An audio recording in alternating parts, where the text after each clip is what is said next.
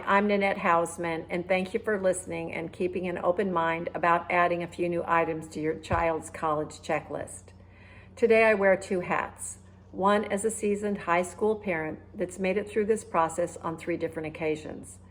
The other is the founder of College911.net, a safety initiative that was launched to help families in a new way by preparing for medical emergencies. Almost 3 years ago, my family experienced the nightmare that most people believe will never happen to them: the sudden loss of a child, a brother, or a sister. Our youngest member, Corey, died from what began as an accident 15 days after we dropped him off 2,000 miles away from home. Corey fell while he was traveling on a pedestrian campus pathway on a Tuesday at dinner time in broad daylight. He was taken to the local hospital where he was able to talk, but sadly 7 hours later he passed away. There's a lot of surprising details I can share at another time, but please consider that if it can happen to our family and Corey, it can happen to anyone. And while serious accidents and college student deaths are not publicly reported, we believe they are more common than most people think. We were stunned to learn that Corey's was the 3rd student death since the beginning of the semester just 15 days earlier at his college.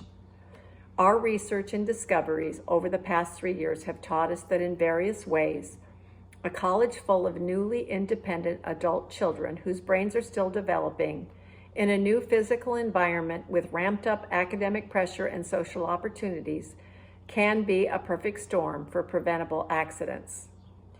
We thought we had prepared for everything when our 3 sons moved away to college, but as we know now, the most important things we didn't even think of and were not prepared for.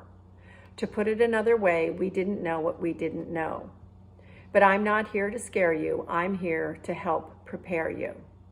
When making your transition plan, I wonder if you've asked yourself, if my child needs emergency care, what happens? How and when will I be notified? What hospital will they be taken to? Is the hospital a Trauma One center that has the most experienced care your child might need? Tiger Woods' recent driving accident out in Los Angeles made the term Trauma One more familiar. We heard repeatedly that he was not taken to the closest hospital. They drove the extra 20 minutes to UCLA's Trauma One Center, where he got the most experienced and top-notch care that he needed. This is the level of care that could have made a difference for Corey, but was not even considered. Before Corey's accident, we didn't think about trauma centers or emergency medical care. We didn't know what we didn't know. In addition, we were not immediately notified of the accident, and we had zero input to his medical care or who provided that care. Looking back, I guess we kind of trusted that the environment would have had at minimum a communication plan in place to help us respond to an emergency more quickly. This process may vary from college to college. So now that you know the details of our story, I'd like to give you and your adult student some suggestions to be more prepared if, heaven forbid, they need it, especially if they are hundreds, if not thousands of miles away from home. Notice how your child became an adult student in that last sentence. Once 18, they are an adult with all the rights and responsibilities in the eyes of the medical community as well as the college. Many of the rights that you've had as a parent are terminated, but there are some things your adult student can do to reinstate certain rights that are especially important in emergency medical care situations. The landing page of the College911.net website contains a downloadable medical emergency checklist. Most of the suggestions are logical, basic, and immediately available. I encourage you to take about an hour to go through the checklist with your adult student. There's a separate section for each of you. A typical senior will not welcome this opportunity because they will say, "Nothing is going to happen, Mom and Dad.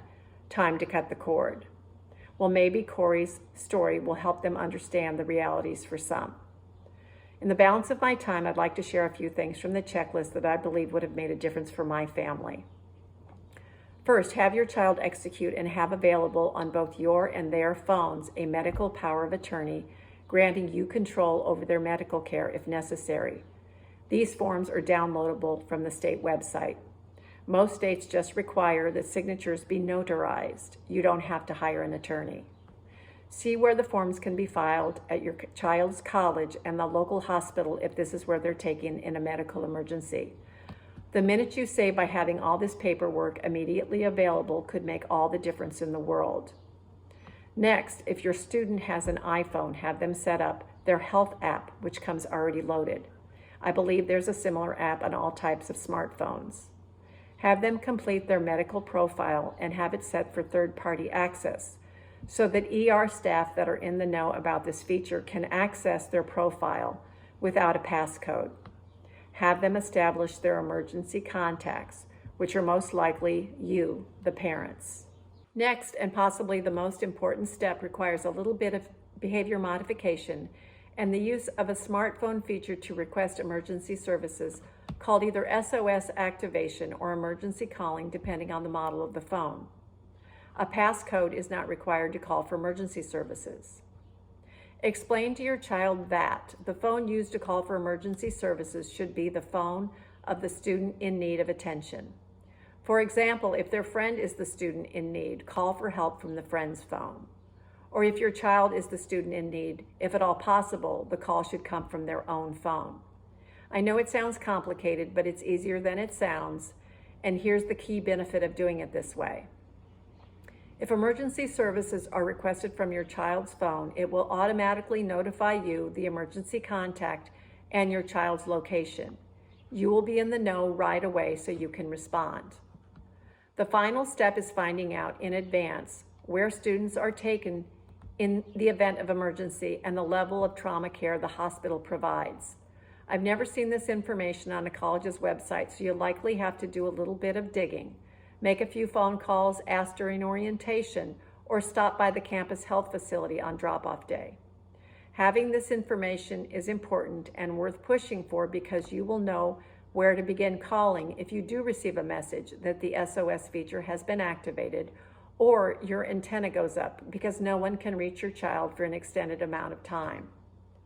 With your child's medical power of attorney accessible, you can call the hospital and, if necessary, become immediately involved in life-saving decisions if need be.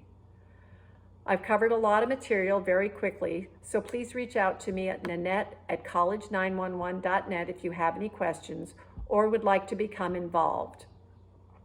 We're an all-volunteer organization looking to help families prepare for medical emergencies when their adult children move away from home, prevent accidents, and save lives.